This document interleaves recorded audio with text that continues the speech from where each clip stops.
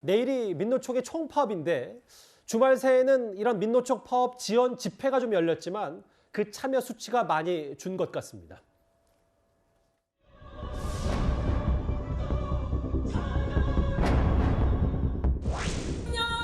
처리하고 화물안전 운임제 확대하라.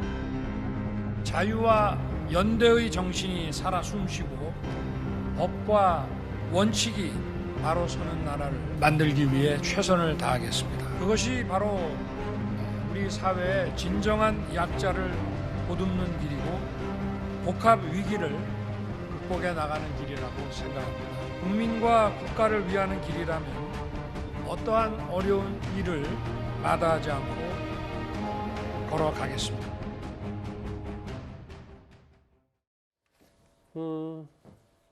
지금 피해액이 대략 3조가 넘었다. 특히 시멘트.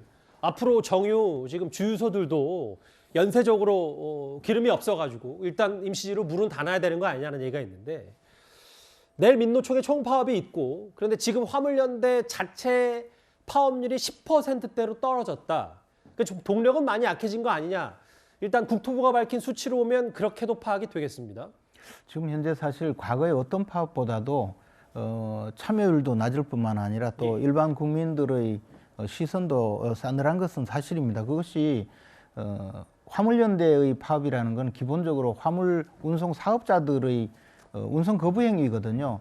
어떤 직장에서 부당 해고에 대응한다든가 또는 저임금의 노동 조건 개선을 위해서 직장에서의 파업의 문제가 아니라 개개의 화물 운송 사업자들이 자신들의 그 수익성을 높이기 위해서 또 정치적인 역할을 위해서 특히 이제 정책의 변경을 위해서 파업을 하는 것이고 그 파업의 수단이 자기가 미치고 있는 어떤 그 거래하고 있는 바로 상대방에게 미치는 것이 아니라 제3자 또는 관련 산업 또는 더 나아가서 동조 파업을 함으로써 예컨대 지하철 타고 다니는 저 같은 사람이 지하철 때문에 시간이 늦는다든지 이런 연쇄적인 효과를 갖고 있기 때문에 이제 이런 그 국민들의 시선이 나빠지고 있는데요. 그러다 보니까 또 거꾸로 이제 그 동조 파업의 어떤 참여율도 낮아지고 그것이 이제 연쇄적인 반응이 있는 것 아닌가 생각을 합니다.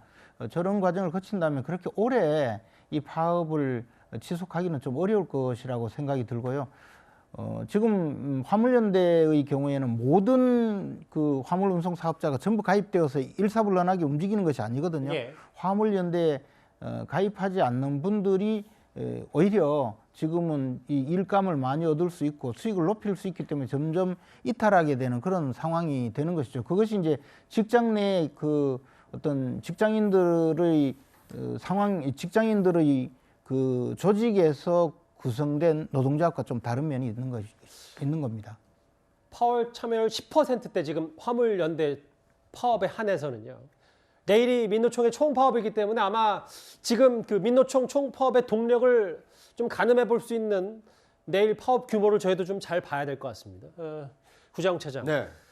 대통령 지지율로 좀 이번 주제 마무리할까 하는데 12월 첫째 주 38.9%. 딱 한 달 전보다는 4%포인트 넘게 올랐는데 대통령의 지지율과 최근 흐름을 어떻게 좀 바라볼 수 있을까요? 네. 그러니까 화물연대 파업 이후에 법과 원칙을 강조하고 있는 윤석열 대통령의 어떤 그 입장에 대해서 지지하는 국민이 상당히 늘고 있다 이렇게 볼 수 있을 것 같습니다.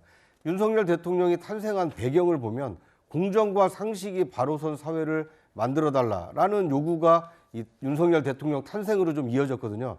그런데 지금 화물연대 파업의 경우에는 문재인 정부 때 도입된 안전요금제가 이제 3년이 시행이 돼서 일몰제에 따라서 이게 폐지될 상황이었습니다. 그런데 윤석열 정부 취임 이후에 그러면 3년 동안 일몰제로 그 마감 짓지 않고 3년 더 연장을 하겠다 이런 입장을 밝혀서 어떻게 보면 유연하게 대처를 한 겁니다. 초반에는요. 그렇습니다. 그런데 이제 화물연대 측에서는 3년 연장에 그치지 않고 영구히 안전요금제를 도입을 해달라. 그리고 시멘트와 콘크리트를 넘어서 모든 이 사업으로 그 확대해달라. 이제 이렇게 얘기를 했는데 우리 국민들이 느끼기에는 3년 동안 안전요금제가 시행되면서 화물차들의 과속이 줄어서 과연 도로 상황이 안전해졌는가?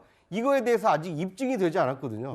그런데 윤석열 정부가 3년 더 시행을 해서 안전요금제가 실제 효과가 있는지를 보겠다라고 했는데 그럼에도 불구하고 이렇게 이제 파업을 강행하다 보니까 특정 집단의 이익을 위해서 국민의 어떤 경제까지 볼모로 삼는 것, 이거에 대해서는 법과 원칙대로 대응하는 것이 맞지 않느냐, 이제 이런 여론이 대통령 지지율 상승으로 이어진 것으로 보입니다.